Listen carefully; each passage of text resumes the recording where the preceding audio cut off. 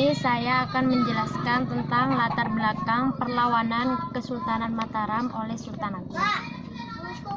Sultan Agung merupakan raja yang paling terkenal di Kerajaan Mataram pada tahun 1613 sampai 1645.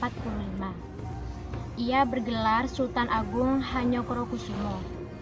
Pada masa pemerintahannya, Mataram mencapai puncak kejayaan. Cita-cita Sultan Agung antara lain mempersatukan seluruh tanah Jawa dan mengusir kekuasaan asing dari bumi Nusantara.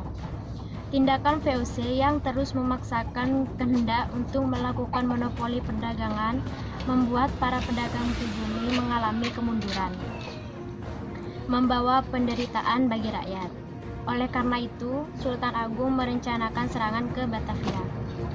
Beberapa alasan Sultan Agung merencanakan serangan ke Batavia yaitu tindakan monopoli yang dilakukan VOC. VOC sering menghalang-halangi kapal-kapal dagang Mataram yang akan berdagang ke Malaka. VOC menolak untuk mengakui kedaulatan Mataram. Keberadaan VOC di Batavia telah memberikan ancaman serius bagi masa depan Pulau Jawa. Namun, setelah Sultan Agung wafat pada tahun 1645 dan digantikan oleh putranya yang bergelar Amangkurat I 1645 sampai 1677. Amangkurat I berkompromi dengan VOC. Yang kedua, waktu dan tempat terjadinya perlawanan Kesultanan Mataram oleh Sultan Agung. Sultan Agung menyerang benteng Hollandia di Batavia untuk menumbangkan kekuasaan VOC. Serangan tersebut dilakukan dua kali. Pertama, perlawanan tahun 1628. Serangan ini dipimpin Tumenggung Bahureksa. Serangan ini gagal karena kalah persenjataan dan kekurangan bahan pangan. Kedua, perlawanan tahun 1629. Serangan ini juga gagal karena ketika pasukan Mataram membangun lumbung padi untuk persediaan perang di daerah Tegal dan Cirebon, ternyata diketahui VOC. Akibatnya lumbung padi tersebut dibakar.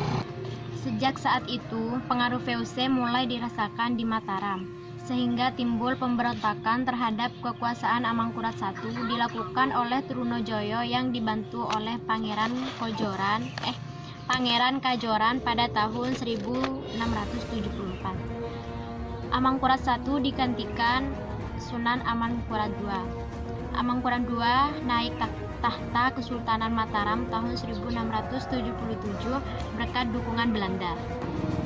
Perlawanan terhadap kekuasaan VOC di Pulau Jawa dilanjutkan oleh Untung Suropati. Perlawanan Untung Suropati berlangsung dari tahun 1686 sampai 1706. Untuk memadamkan perlawanan Untung Suropati, VOC mengutus Kapten Tek ke Kesultanan Mataram. Kapten Tek dan seluruh anak buahnya terbunuh. Atas jasanya mengalahkan pasukan Kapten Tek, Untung Suropati diangkat sebagai bupati di Pasuruan. Pada tahun 1706, VOC bisa mengalahkan Untung Suropati di Kartasura. Nama tokoh perlawanan Kesultanan Mataram oleh Sultan Agung: Sultan Agung Hanyokrokusumo, Tumenggung Bahureksa, Sunan Amangkurat I, Sunan Amangkurat II, Trunojoyo, Pangeran Kajoran, Untung Suropati, dan Kapten Tek. Sekian penjelasan video dari saya, kurang lebihnya saya minta maaf. Assalamualaikum warahmatullahi wabarakatuh.